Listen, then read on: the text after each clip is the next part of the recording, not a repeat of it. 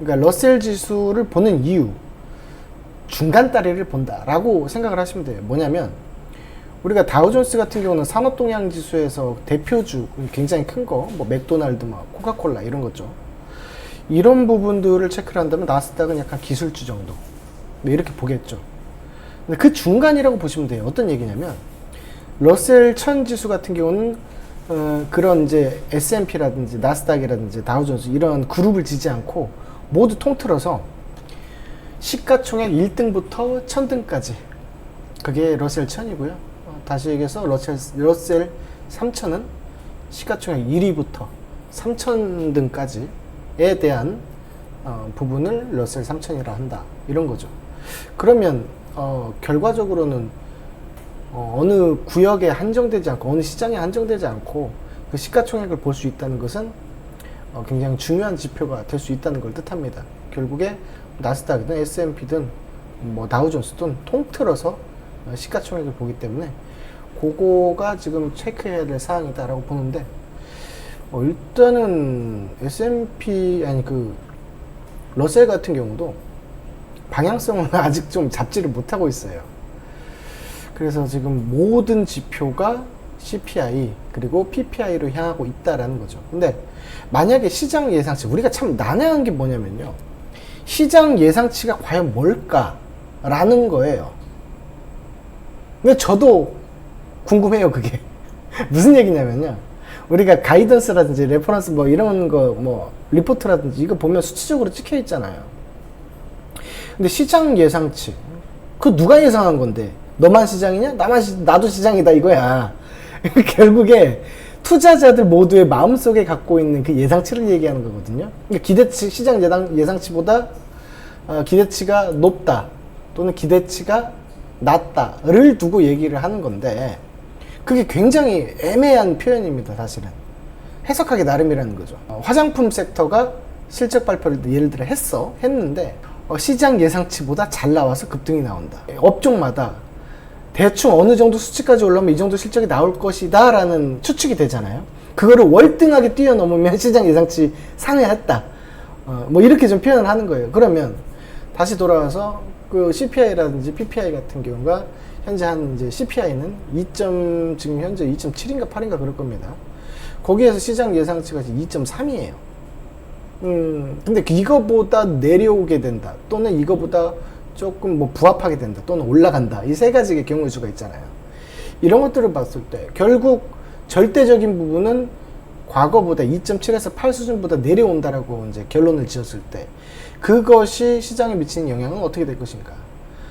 일단은 그렇게 된다면 금리를 인하를 적극적으로 하겠죠. 현재 9월 달에 금리 인하 0.5% 빅스텝 밟는 것을 약 확률적으로는 52%인가 뭐 이렇게 좀 나와 있을 거예요. 그렇게 된다면 실질적으로 경기가 둔화되는 모습들도 동반될 수 있다라는 거고, 미국 시장 내에서 설문조사를 해봤더니 5명 중에 3명이 현실적으로 진짜 경기 둔화의 신호가 오고 있다라고 얘기를 합니다. 자, 그러면 그거를 수치로 나타냈을 때 어떤 얘기를 뭐가 나와야 되냐면 소매 판매 지수, 구매자 관리 지수가 나와줘야 돼요.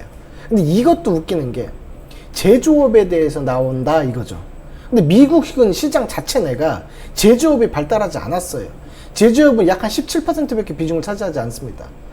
다른 부분들은 거의 다 대부분이 서비스업이에요. 그러니까 서비스업에 대한 지수를 봐야 된다라는 저는 관점입니다. 그러니까 거기 이제 경제학자들 같은 경우도 연구를 할 때 이제는 좀 PMI 지수, 제조업 지수에서 서비스업 지수를 볼 때가 됐다라고 좀 얘기를 많이 하고는 있어요. 그래서 이런 부분들을 좀 종합해서 생각해 볼 필요가 있다라는 거고, 결국은 제가 말씀드리고자 하는 내용은 뭐냐면 오늘, 그러니까 우리나라 시간으로는 내일이죠. 미국 시간으로는 오늘이고, 이게 CPI를 일단 발표하고 그 다음날 바로 PPI를 발표한단 말이죠. 이 수치가 무조건 내려놓을 거예요. 다만 0. 몇 %든 내려올 거란 말이에요. 그러면서 금리 인하를 9월 달에 시키긴 하는데, 이 부분이 해석하는 사람들의 투자자의 관점에서 어떠한 영향을 미칠 것이냐 했을 때는 일시적인 현상으로는 증시를 부양하는 효과가 좀 있을 거예요. 잠깐은. 하지만 그 이후에는 경기가 둔화되는 시그널로 인지되면서 슬슬 맥 빠지는 장면들이 나오지 않을까 싶습니다. 더불어서 그 우리 NK 트레이드 얘기를 많이 하죠.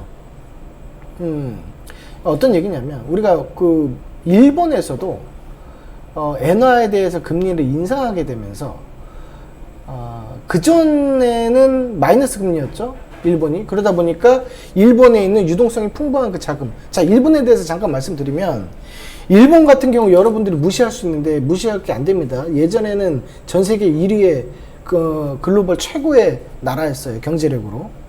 뭐 군사력도 그랬지만. 그 이후에 그 부분이 미국이 1980 아마 1981년도일 거예요. 그때부터 미국이 막 치고 올라왔단 말이에요. 그러면서 1위 자리를 내놓게 되면서도 상위 그룹의 5손가락 안에는 일본이 항상 들어 있었어요. 그 와중에서 이제 오르락 내리락 하는데 지금도 역시 5손가락 안에 들어가 있는 나라가 일본입니다. 그만큼 돈이 많다는 거예요. 그러면 그 일본의 그 자금이, 유동성이 풍부한 그 자금들이 어디로 향했을까? 뭐 안전자산을 위한다면 미국 국채를 매수를 했을 것이고, 뭐 유럽에 투자를 했을 것이고, 이렇게 해외로 자본을 투자를 하게 되죠. 근데 여기에서는 전제 조건이 뭐였냐면은 그 일본의 금리가 저금리 현상, 마이너스 금리 현상이었다는 거죠. 근데 이걸 올리게 되니까 그 안전자산으로 향했던 그 자금들이 다시 일본으로 들어오게 됩니다. 무슨 얘기인지 아시겠죠? 일본이 금리가 올라버리니까. 그렇게 되면서 글로벌 증시에 있는 뭐라고 해, 위험자산, 주식이라든지 이런 부분들에 대한 자금이 일본으로 다시 회귀하는 현상이 벌어집니다. 그러니까 일본 내에서 채권 트레이딩 하는 것을 NK 트레이드다 뭐 보통 이렇게 얘기를 하는데 그 자금들이 일부 매도가 또 되면서도 국내 증시 이외의 글로벌 증시까지 뒤흔들었던 거예요. 그럼 이 포지션 자체가 전부가 정리가 됐냐? 일단은 외곽에서는 50% 정도 정리가 됐다고 나오는데 그거는 뭐 수치적으로 봐야지 뭐 제가 따로 알아볼 방법은 없고요. 일단 아직까지는 포지션이 많이 남아있다라고는 알고 있습니다. 그렇기 때문에 위험 요소들이 아직까지 남아있다. 물론 위험 요소가 주식시장에 위험 요소가 없을 수가 없죠. 투자라는 것은 리스크를 동반해서 시장 수익률 대비 초과 수익률을 내는 것이라고 정의를 할 수 있기 때문에 당연히 위험 요소, 리스크가 따라올 수밖에 없는데 일단은 시장을 크게 흔들 수 있는 위험 요소는 하나씩 체크하면서 건너가야 되겠다라는 겁니다. 아무튼 지금 시장은 편안한 시장은 아니다. 그리고 월요일에 블랙먼데이 이후에 반등 나오는 일부에 대한 반등 구간이 피보나치 61.8% 구간을 오늘 만들어냈어요. 어제. 그래서 여기에서 잘 버텨주잖아요. 스토리가 또 두 개가 나와요. 잘 버텨주면 우리의 예상보다 훨씬 강력한 흐름이 상방으로 나올 수도 있어요. 지금 제가 보는 지표들이 다 그렇게 향하고 있거든요. 전제 조건이 여기서 버텨주고 한번 위로 시장 3%짜리 장대 하나만 때리면은 바로 올라가 버려요. 근데 그게 아니면 지지부진하게 흘러내릴 수도 있다. 가자, 가자, 가자, 가자, 가자, 가자.